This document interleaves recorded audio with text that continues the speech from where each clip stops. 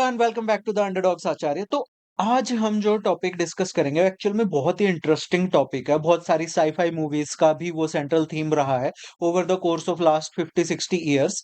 But अभी क्योंकि AI की एडवांसमेंट इतनी ज्यादा हो गई है कि ये जो एक साइंस फिक्शन का टॉपिक था, ये आज एक तरह से रियलिटी बन सकता है या नहीं बन सकता है। इस बात पे जो डिस्कशंस हैं वो बहुत सीरियस हो गए हैं, जिसपे इलॉन मस्क ने और बहुत लोगों ने अपने पॉइंट ऑफ व्यूज दिए हैं।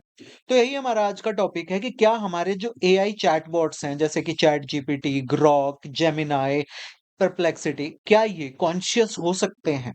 ओके, इसी को हम आज डिस्कस करेंगे। बट डिस्कस करने से पहले एक बार देख लेते हैं कि हमारे यूपीएससी के कौन से पेपर्स में रेलेवेंट है। ऑब्वियसली प्रीलिम्स के लिए तो है ही।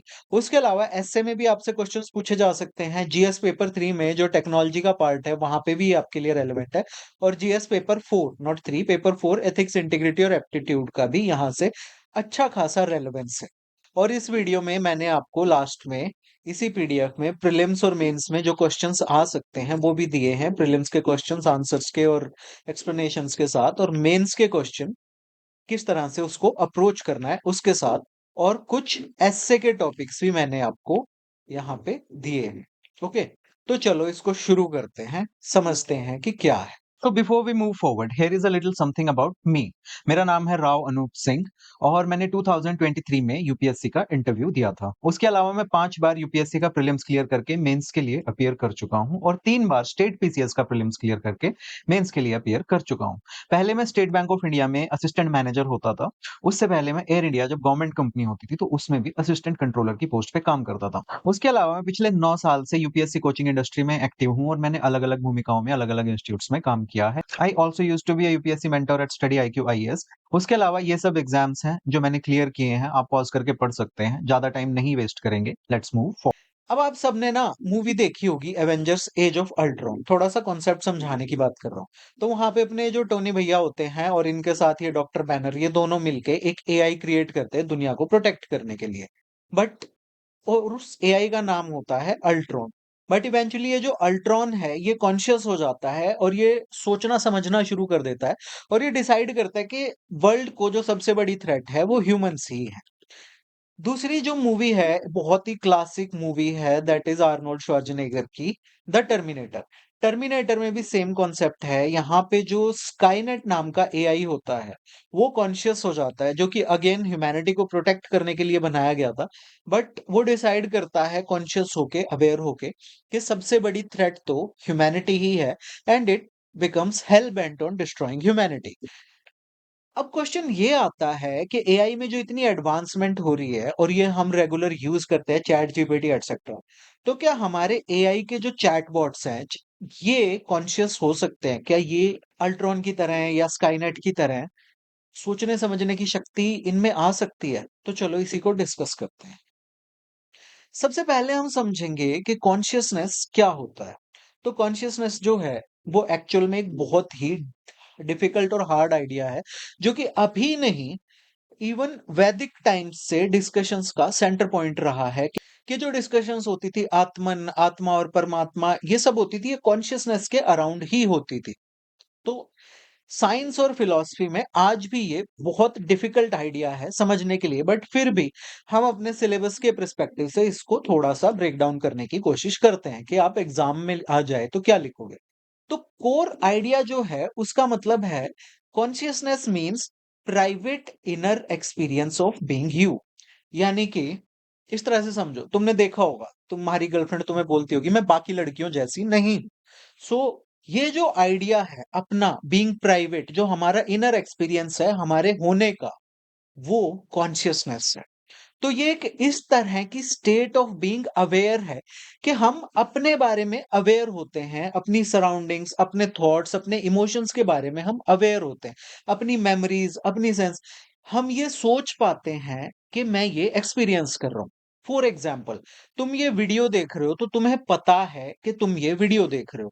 तुम यहां से कुछ समझ रहे हो तो तुम्हें पता है कि तुम कुछ समझ रहे हो। मैं चेयर पे बैठा हूं, ओके, मेरे सामने माइक है, मेरे सामने कैमरा है। तो ये जो सेंस है ना, जानने की, पता होने की, इसको हम कहते हैं कॉन्शियसनेस। तो एक तरह से ये हमारे अंदर की एक लाइट है, जो हमारे सारे एक्सपीरियंसेस को पॉसिबल बनाती है। फॉर एग्जाम्पल, तुम लेह लद्दाख की ट्रिप पे गए और तुम अभी बैठ के उसको याद कर रहे हो कि उस टाइम पे मैंने कितना एंजॉय किया था। सो ये जो एक्सपीरियंस है, that is a part of consciousness. तुम्हें कभी चोट लगी थी तो तुम कितने परेशान हुए थे, हॉस्पिटल में क्या एक्सपीरियंस था, that is also a part of being consciousness. तुम बैठ के सोचते हो कि मेरी लाइफ का पर्पस क्या है, मुझे यूपीएससी का एग्जाम करना है या मुझे ऑफिसर बनना है, ऑफिसर बन के मुझे ये सब करना है, ऐसे करना है। कुछ ऐसे भी होंगे तुम में से जो सोचते हैं मुझे घूस खानी है। ये सब कुछ कॉन्शियसनेस का पार्ट है, हम ये सोच सकते हैं, एक मशीन ये सब नहीं सोच सकती। बिना कॉन्शियसनेस के there would be no world for you. मतलब हम होंगे बट अगर हम कॉन्शियस नहीं होंगे, हम एक्सपीरियंस नहीं होंगे, तो हम इस पूरे वर्ल्ड को, इस सब चीजों को एक्सपीरियंस नहीं कर पाएंगे। हमें ये भी नहीं पता होगा कि हम एग्जिस्ट करते हैं। हमें अगर ये पता है कि मैं हूं और मैं एग्जिस्ट करता हूं, तो वो इसीलिए पता है बिकॉज वी हैव कॉन्शियसनेस। तो it's not just about reacting, it's about actually feeling something inside. So अगर तुम किसी गर्म स्टोव को टच करते हो, तो तुम्हारा हाथ अपने आप से पीछे की तरफ मूव करता है, और जो दर्द होता है ना, तुम्हें जलन होती है, वो तुम फील कर पाते हो। इसे हम कॉन्शियसनेस कहते हैं। अब तुम्हें रिप्लेस करने के लिए एक रोबोट बनाया जाए, तो रोबोट को तुम प्रोग्राम तो कर सकते हो कि गर्म चीज को वो अपना हाथ पीछे खींचे, बट वो एक्चुअल में पेन को एक्सपीरियंस नहीं कर पाएगा। तुम एक रोबोट को अपने साथ लेह लद्दाख लेके जाओगे, तो वो वहां पे बर्फ देखेगा, पहाड़ देखेगा, सड़कें देखेगा, बट वो उसको एंजॉय नहीं कर पाएगा। वो सिर्फ उसको रजिस्टर करेगा, ओके बर्फ है, पहाड़ है, सड़क है, बट तुम उसको एक्चुअली एंजॉय कर पाओगे। That is the difference being conscious.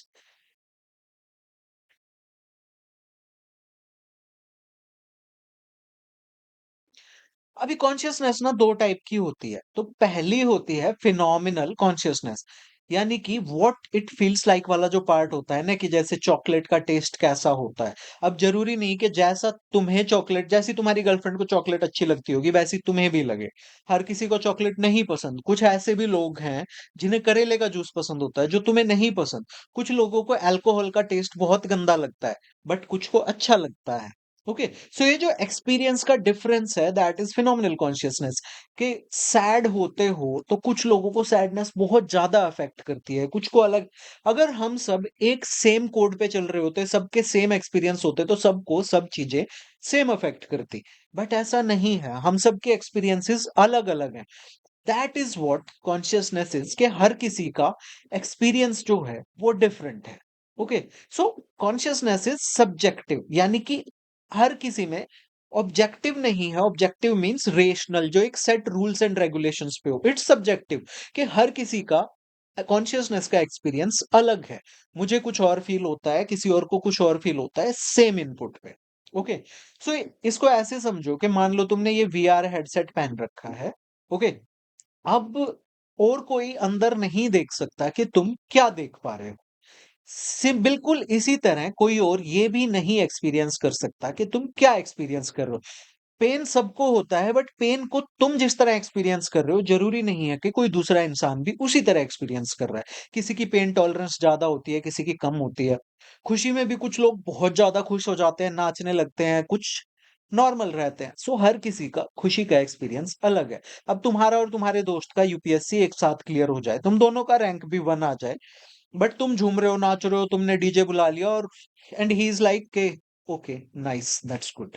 So input same है कि इस रैंक 1 है यूपीएससी में, बट उसका एक्सपीरियंस अलग अलग है। So that is consciousness and that is phenomenal consciousness.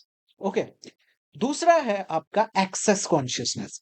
तो ये होता है कि जो भी इंफॉर्मेशन हमारे ब्रेन में हमने इकट्ठा की है, उसको सोचना, रीजन करना, उसको रिमेंबर करना और उसके बारे में बात करना।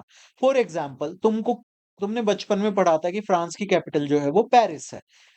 तो that is your access consciousness, कि तुमने उस इंफॉर्मेशन को एक्सेस करके बताया। सिमिलरली, तुम्हें भूख लग रही है तो तुम बोल सकते हो कि I am feeling hungry. So knowledge को एक्सेस करके जो कॉन्शियसनेस होती है वो है तुम्हारी एक्सेस कॉन्शियसनेस। अब ह्यूमन और मशीन्स में डिफरेंस ये होता है कि ह्यूमंस दोनों टाइप की इसको दोनों टाइप की कॉन्शियसनेस को फील कर पाते हैं, जैसे कि फिनोमिनल और जो दूसरी एक्सेस वाली है उसको। बट जो चैटबॉट्स हैं वो सिर्फ इंफॉर्मेशन वाले पार्ट को एक्सेस कर पाते हैं, वो कुछ एक्सपीरियंस नहीं कर पाते, वो सिर्फ इंफॉर्मेशन को यूज करके उसके बारे में बात कर सकते हैं। और अभी तक कोई एविडेंस नहीं है कि वो एक्चुअल में जॉय, सैडनेस या पेन फील करते हैं। अब ये तो हुआ, बट हम बेसिक देखें ना पहले कि चैटबॉट होता क्या है। अभी तो कॉन्शियसनेस की बात थी। तो चैटबॉट्स जो होते हैं ना वो कंप्यूटर प्रोग्राम्स होते हैं, सिंपल सी बात है, जिनको इस तरह से डिजाइन किया जाता है कि वो लोगों से टेक्स्ट या वॉइस के थ्रू बात कर सके। आपने इनको देखा होगा, जैसे शॉपिंग वेबसाइट्स पे जाते हो, अमेज़न एटसेट्रा पे या मिंत्रा पे, तो कोने में एक एआई असिस्टेंट होता है। ऐसे ही कई बार कस्टमर सपोर्ट में भी हमको चैटबॉट से, सबसे पहले हम जब फ़ोन मिलाते हैं तो चैटबॉट से कनेक्ट होता है कि आपकी क्या प्रॉब्लम है, इसके लिए हाँ कहें, ना कहें। ओके, स्टूडेंट्स को हेल्प करने में, होमवर्क वगैरह में, और जो अभी जो लेटेस्ट आ रहे हैं जैसे कि चैट जीपीटी एटसेट्रा, वो जो कि हम स्टोरीज, पॉइंट्स, जोक्स एटसेट्रा लिखने के लिए यूज़ करते हैं। तो जो चैटबॉट्स होते हैं ना वो एआई का यूज करते हैं, और इसमें एआई में भी एक ब्रांच होती है जिसे हम कहते हैं नेचुरल लैंग्वेज प्रोसेसिंग। याद रखना, इंपॉर्टेंट टर्म है, क्वेश्चन आ सकता है कि the term NLP, natural language processing, recently seen in news, is related to which of the following. तो वन आ जाएगा एआई चैटबॉट्स, टू आ जाएगा something else, three something else, space research, four. तो उसमें आपको चूज करना होगा। तो ये जो एनएलपी होता है, नेचुरल लैंग्वेज प्रोसेसिंग, ये कंप्यूटर्स को अलाउ करता है कि वो समझ सकें और जनरेट कर सकें ह्यूमन लाइक लैंग्वेज, यानी कि इंसानों जैसी भाषा को वो समझ भी सकें और उसे जनरेट भी कर सकें। आजकल जो हमारे चैटबॉट्स आ रहे हैं जैसे कि चैट जीपीटी है, ग्रॉक हो गया, जेमिनाई हो गया, ये सब पुराने चैटबॉट से बहुत एडवांस हैं। ये लंबी कन्वर्सेशंस कर सकते हैं, इमोशंस को इमिटेट कर सकते हैं और क्रिएटिव कंटेंट भी लिख सकते हैं। और इसकी वजह से कई लोगों को ऐसे लगने लग जाता है कि चैटबॉट्स जो हैं वो एक्चुअल में हमारी तरह कॉन्शियस हैं, सोच समझ सकते हैं। सो जीपीटी क्या है, पहले डीप में जाने से पहले हम थोड़ा समझेंगे जीपीटी क्या होता है। जीपीटी की फुल फॉर्म हो सकता है तुमसे पूछ ले एग्जाम में। तो इसका मतलब होता है जनरेटिव प्री ट्रेन्ड ट्रांसफॉर्मर। तीन पार्ट है, एक एक करके समझते हैं। तो जनरेटिव होता है कि ये it can generate new text. पुराने टेक्स्ट को ही, ऐसा नहीं है कि कहीं से पुराना टेक्स्ट ही उठा के कॉपी पेस्ट कर दिया, ये एक्चुअल में नए टेक्स्ट को क्रिएट कर सकता है। ऐसे लिख सकता है, पोइम लिख सकता है, गाने लिख सकता है, आंसर लिख सकता है, एक्सप्लेनेशंस दे सकता है। That is the generative part. Pre trend का क्या मतलब है, यानी कि मार्केट में लॉन्च करने से पहले, हमारे यूज होने से पहले इसको बहुत ह्यूज अमाउंट ऑफ टेक्स्ट पे ट्रेन किया गया है, यानी कि इसमें बुक्स फीड की गई हैं, वेबसाइट्स का डेटा फीड किया गया, आर्टिकल्स फीड किए गए। इसलिए इस सब के ऊपर ट्रेन होने के बाद इसको ग्रामर, फैक्ट्स और पैटर्न्स, ये सब चीजें ऑलरेडी पता है। हम देखेंगे कैसे। और तीसरा पार्ट है ट्रांसफॉर्मर। ट्रांसफॉर्मर तुम्हारा वो मैगन फॉक्स वाला नहीं। ट्रांसफॉर्मर को ऐसे समझो कि ये एक इंजन होता है आपके जीपीटी के अंदर, चैट जीपीटी के अंदर, जो कि इसको पावरफुल बनाता है। तो ये एक टाइप का एआई मॉडल है, एक न्यूरल नेटवर्क डिजाइन है, जो इसको लैंग्वेज समझने में हेल्प करता है, कॉन्टेक्स्ट समझने में हेल्प करता है, और वर्ड्स को प्रॉपरली कनेक्ट करने में हेल्प करता है। तो जीपीटी जो है वो एक टाइप का एआई मॉडल है, जो कि रीड कर सकता है, समझ सकता है और ह्यूमंस की तरह लिख भी सकता है। अब न्यूरल नेटवर्क मैंने टर्म बोला, अब तुम कहोगे न्यूरल नेटवर्क क्या होता है। तो न्यूरल नेटवर्क एक तरीका है जिसमें कंप्यूटर्स जो हैं वो थोड़ा बहुत ह्यूमन ब्रेन की तरह सोचते हैं। तो हमारे ब्रेन में, आपको पता है, बायोलॉजी पढ़ी होगी, तो बिलियंस ऑफ सेल्स होते हैं जिन्हें हम न्यूरॉन्स कहते हैं। अब इन न्यूरॉन्स का काम होता है कि एक न्यूरॉन से दूसरे न्यूरॉन में पूरी बॉडी में मैसेजेस को पास करना। कहीं पे चोट लगी तो न्यूरॉन्स के थ्रू मैसेज आएगा, चोट लगी है, और दिमाग से मैसेज जाएगा कि दर्द कर दो। ओके, सो ये एक दूसरे से कनेक्टेड होते हैं और इस तरह से पास करते हैं मैसेजेस को, और इसीलिए आप कोई गाना याद रख पाते हो, चोट पे रिएक्ट कर पाते हो, फेसेस याद रख पाते हो, मैथ प्रॉब्लम सॉल्व कर पाते हो। ओके, अब कंप्यूटर में इस आइडिया को कॉपी करने के लिए एआई का यूज किया जाता है। कोडिंग इस तरह से की जाती है कि मैकेनिकल या फिर आर्टिफिशियल न्यूरॉन्स क्रिएट किए जाते हैं। ओके, इतना ही समझना है, एनालॉजी से समझो कि मान लो एक चॉकलेट फैक्ट्री है, जिसके रॉ मटेरियल्स होते हैं कोको, मिल्क एंड शुगर। इसी तरह न्यूरल नेटवर्क जो है, उसमें जो रॉ मटेरियल होगा वो होगा तुम्हारा डेटा, यानी कि कोई पिक्चर, कोई सेंटेंस या साउंड। अब मशीन्स जो हैं चॉकलेट फैक्ट्री में क्या करती हैं कि वो अपने रॉ मटेरियल्स को स्टेप बाय स्टेप प्रोसेस करती हैं। ओके, कोई कोको को ग्राइंड करेगा, कोई मिक्स करेगा, कोई शेप करेगा। इसी तरह न्यूरल नेटवर्क भी क्या करता है कि हर लेयर में ये डेटा को चेंज करता है, प्रोसेस करता है, उसके अंदर पैटर्न्स ढूंढता है, शेप्स ढूंढता है, मीनिंग ढूंढता है।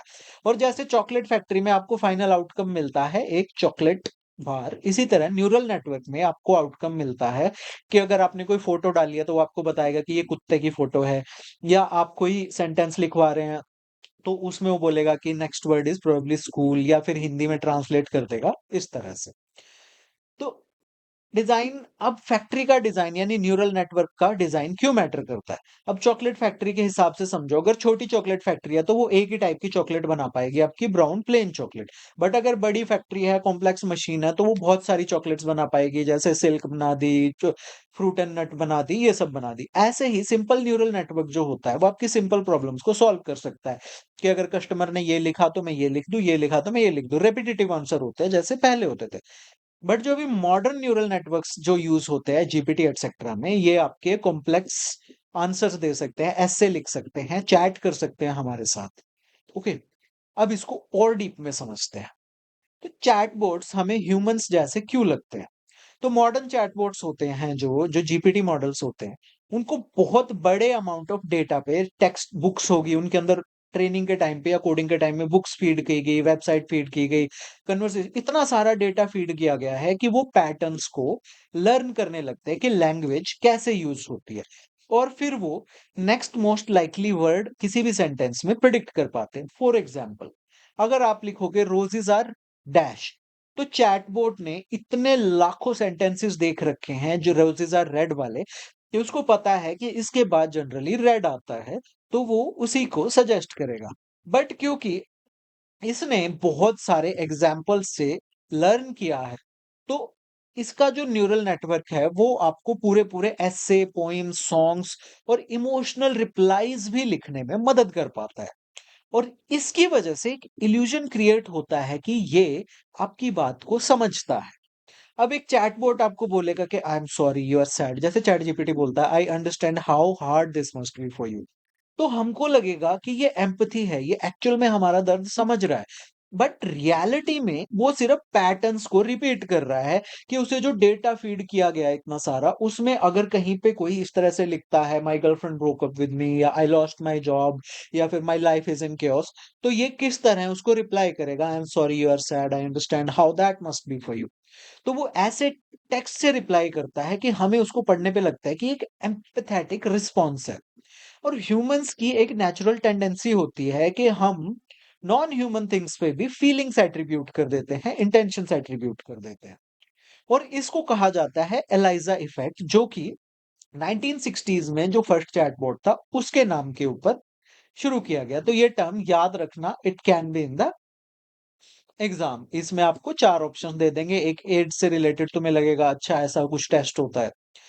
तो जो सिंपल टेक्स्ट रिस्पॉन्सेज होते हैं ना, उसमें भी लोग ट्रिक हो जाते हैं ये सोचने में कि इसके पीछे कोई रियल माइंड है जो हमें आंसर कर रहा है।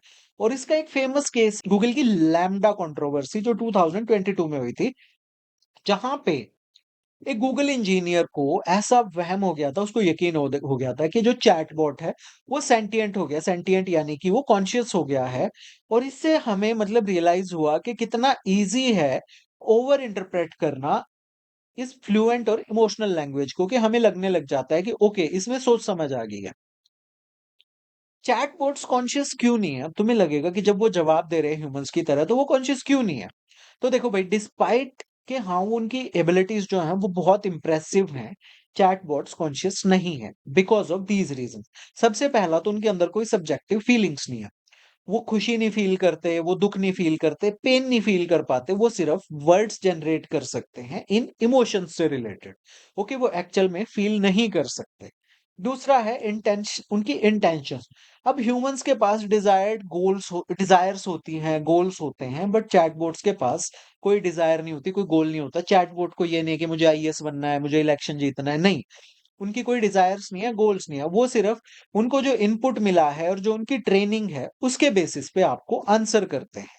इसलिए नहीं करते कि उन्हें कुछ चाहिए। फॉर एग्जाम्पल, तुमसे कोई कुछ बात कहेगा, सपोज तुम्हारी कोई कलीग है, क्लासमेट है, वो तुमसे कहती है यार मैं बहुत सैड हूँ, मुझे ये लग रहा है, and you are attracted towards her, तो तुम उसको बहुत ही प्यार से और इमोशनली रिप्लाई करोगे, ये सोच के तुम्हारा गोल होगा कि हो सकता है ये मेरी गर्लफ्रेंड बन जाए। तुम्हारी डिजायर है कि यू लव हर और you have a crush on her. But chat GPT को अगर वही लड़की बोलेगी कि मैं सैड, तो चैट जीपीटी भी वही रिप्लाई देगा जो तुम दोगे। बट वो उसको अपनी गर्लफ्रेंड नहीं बनाना चाहता। चैट जीपीटी की बस ट्रेनिंग और इनपुट ऐसी है कि वो सेम इंसान जैसे रिप्लाई वहां पे कर रहा है। सो इन मशीन्स में या चैटबॉट्स में कोई सेल्फ अवेयरनेस नहीं होती।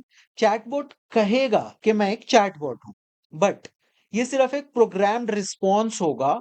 इसके पीछे कोई लास्टिंग सेंस ऑफ सेल्फ नहीं होगी। यानी कि जब तुम कहते हो कि मैं एक इंसान हूं, या मैं खुश हूं, या मैं एक स्टूडेंट हूं, तो उसके पीछे एक एक्सपीरियंस है। ओके, उसके पीछे कॉन्शियसनेस है कि तुम्हें पता है कि तुम क्या हो। ओके, बट चैटबॉट जब ऐसी बात कहता है, तो उसके पीछे सिर्फ प्रोग्रामिंग है। आप चैटबॉट को ये भी प्रोग्राम कर सकते हो कि वो ये कहने की बजाय कि आई एम अ चैटबॉट, वो ये बोले कि आई एम नील आर्मस्ट्रॉन्ग। वो ये बोले कि I am Ravan Upsingh. But he is not that. वो ये भी बोल सकता है कि I am an IAS officer. But ऐसा नहीं है। चैटबॉट ये भी बोलेगा कि I am a student, but it's not a student. Okay, वो सिर्फ प्रोग्रामिंग है उसके पीछे की। नो। नेक्स्ट है कि कोई एम्बॉडीमेंट नहीं है। अब बहुत सारी थियरीज कहती है कि कॉन्शियसनेस जो है वो, उसके पीछे जो मेन रीजंस होते हैं वो होती है आपकी बॉडी, आपकी सेंसेस, और आप जो वर्ल्ड से इंटरेक्ट करते हो, ये तीन चीजें। बट चैटबॉट्स जो हैं वो सिर्फ टेक्स्ट सिस्टम्स हैं, प्रोग्रामिंग है, कोड है। उनका कोई फिजिकल एक्सपीरियंस नहीं है। At least Ultron had a body, but ChatGPT does not have a body.